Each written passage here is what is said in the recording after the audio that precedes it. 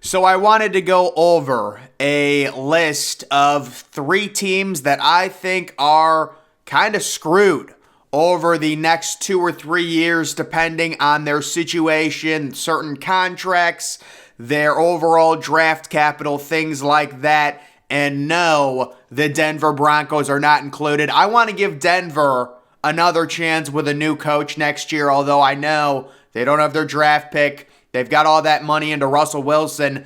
They're not on the list. These are just 3 teams looking at everything combined. I don't like what they've done recently. They've made bad moves, and they're set up for a very rough next few years with very little hope unless they get lucky, in my opinion.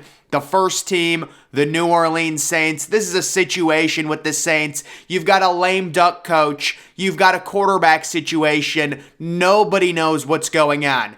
Andy Dalton versus Jameis Winston. You would think at this point in both of their careers, Jameis Winston would offer the higher upside, but they keep rolling with Andy Dalton. You take a look at their current draft pick situation. You're trading a top 10 pick for Chris Olave. I like Chris Olave. He's been great for sure. But, I mean, that is just not a good move. So they don't have their first round pick. They've got a, early second round pick, their third round pick. Pretty much just all their other picks outside of the first rounder, which obviously is the most important. So that's a major problem. And then on top of it, it's basically become a meme. Every single season, New Orleans is in a horrible position in terms of salary cap, and they have to make a bunch of moves just to get under it. They're not able to sign anyone you can see for 2023. Right now, they're projected to be $53 million over the cap. I'm sure they'll find a way to get under it. But obviously, that's not a good situation to be in when it comes to signing potential new free agents, when you're just trying to restructure and defer money of a bunch of contracts to get under the cap. And right now, they're in the worst spot out of anyone. Taking a look at their overall contracts, the Michael Thomas contract is just sinking them. Michael Thomas, literally the year after he signs that extension, is just simply decided not to play. I mean, I know he's been injured, but goodness, they need him to come back and they need him to be healthy. He's untradeable, and he's got multiple more years with a ton of dead money attached to him if they were to cut him. You've also got Marshawn Lattimore. That's another guy who's been injured all year. They're investing a lot in terms of a cornerback, $22 million cap hit. Alvin Kamara, who's a running back. I know he's a solid running back, but still, $16 million into a running back isn't great. Overall, the situation with the New Orleans Saints, I'm looking ahead with the Saints, and there's been rumors maybe Sean Payton comes back. I don't know where they get their franchise quarterback outside of some crazy trade where they get lucky. So understanding that, understanding the Michael Thomas contract, understanding the cap situation, understanding no first round pick, I don't like the Saints' current situation and the situation they're looking at over the next few years. And I think the major issue with the Saints, you go into this, you're trading away your first round pick and you're entering a season where you don't have your first round pick with Jameis Winston as your starting quarterback. So it's like, if you don't have your first round pick, obviously you need to be trying to make the playoffs because you're not drafting. And now your first round pick is a top 10 pick because Jameis gets injured. You go with Andy Dalton. Now Jameis is healthy and you're still going with Andy Dalton. They beat the Browns last week. They, play good defense. I understand that, but I don't know. I just don't like the future outlook. And if I was a Saints fan, I would have a ton of questions about this team's future. That trading away your first round pick when your quarterback is Jameis Winston or Andy Dalton, not understanding it, and you trade it to move up to get a receiver. So there's a number of issues, and then the whole cap situation, and everyone talks about the Saints. Oh, they always get under the cap, they always restructure. Yeah, but they can't sign anyone. That's the issue. There's no flexibility. They always have to do these maneuvers, defer money, convert money into signing bonuses, whatever they do to get under the cap, but they're not able to sign anyone because they have no money. They have negative money, And they've got a real sunken contract right now with Michael Thomas. And the only way that gets fixed is if Michael Thomas gets on the field next year and starts playing. If you want to be optimistic about the Saints, Taysom Hill is an asset. I don't know what Taysom Hill's contract situation looks like, but he is an asset for sure in terms of being a pretty crazy wild card quarterback, really phenomenal runner. And they also, if Michael Thomas gets healthy, Chris Olave, Michael Thomas, Alvin Kamara, those are solid offensive weapons. They've got a pair of offensive tackles they're paying a ton of money who are also good. So they've got a solid nucleus, but you need a quarterback. There's a lot of money tied up. I don't know. I'm just not liking where the Saints currently are at. So they're the first team. Moving on to the second team that has no hope, at least for the short-term future. It's the Tennessee Titans, who have currently really had the Jacksonville Jaguars catch them in the pathetic AFC South. You can see they do have their first round pick. It's 13th overall. They've got their second rounder, their third rounder. But with Tennessee, they're in that weird position where they've got a quarterback, Ryan Tannehill. It's kind of like a QB purgatory. It's like Ryan Tannehill is not bad enough for you to tank and get a top 5 pick, but he's not good enough, to actually possibly go deep into the playoffs. And it's a situation now with Tennessee. They should have lost a number of games earlier this year that they won, which is actually a bad thing because now they've been bumped down in terms of drafting outside of the top 10, and they're probably not going to win their division. Even if they do, it's just delaying the inevitable. They would get bounced in the first round very easily. So, guys, with Tennessee, I hated the Treylon Burks pick. I said it when it happened. I did not like Treylon Burks, and he really has not had a good rookie season. It doesn't surprise me at all. They've made a number of bad picks. You take a look at their cap situation overall, it's just not good. Minus $17 million. It's the third worst in terms of that. And then you take a look at their contracts. Ryan Tannehill is virtually uncuttable next year. I believe next year he would still have a ton of dead money due, around maybe $18 million. The year after that, they can get rid of him. Bud Dupree has a really bad contract, in my opinion. Unless I'm missing something, I don't think he's done much this year. So really, also, Derrick Henry, you understand paying a running back if Henry's gonna be that good, paying a running back that much. But I'm looking at this roster, I'm seeing the cap situation. Where is the skill position talent? Where are, outside of Derrick Henry, Ryan Tannehill, you're paying him so much money. He's really just a mediocre quarterback. He's like a slightly worse version of Kirk Cousins. The defense, you've got Jeffrey Simmons. That was a good pick. I'll give them that. But I just don't know. Mike Vrabel is a good coach. There's rumors that he's pissed off at the current state of the Titans, so I don't know. But either way, right now with Tennessee, the quarterback situation, Malik Willis, I was a fan of that pick, and I don't think it's fair to judge Malik Willis right now.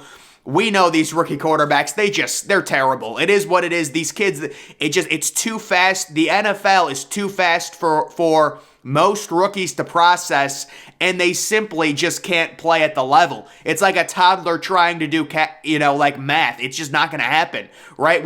Last year, Trevor Lawrence had like 7 more interceptions than touchdowns. Justin Fields was terrible. They're all terrible as rookies. So I'm not holding that against Malik Willis. They need Malik Willis to somehow be the savior next year or the year after. What do they do with I guess they're going to start Ryan Tannehill next year unless they can somehow trade him, or maybe his dead money goes down and they can cut him. I don't know, guys. Either way, it's that QB purgatory with Tennessee where really they won a bunch of games earlier this year they should have lost, and I said they should have lost. Now they're actually losing, and they've been bumped out. They still might make the play. Again, you're just delaying the inevitable. You've got 0% chance of beating any of the top teams in the AFC. So you want to make the playoffs, get bounced in the first round for 4 straight years, or do you want to rip the Band-Aid off, go through a proper rebuild like the Jacksonville Jaguars did, although I was not a fan of Jacksonville wasting all that money in the offseason on Christian Kirk, but they needed a weapon, I understand it. Go through a proper rebuild, get your franchise quarterback, look at the Houston Texans and how good they're going to be in the future to where they might actually have a chance to go really deep in the playoffs if they draft and really hit on the quarterback, which I think they will with Bryce Young. So this team needs a proper rebuild, or they need to get real lucky at the quarterback position. I know they have a solid defense. They always seem to have a good defense. Mike Vrabel's a really good coach.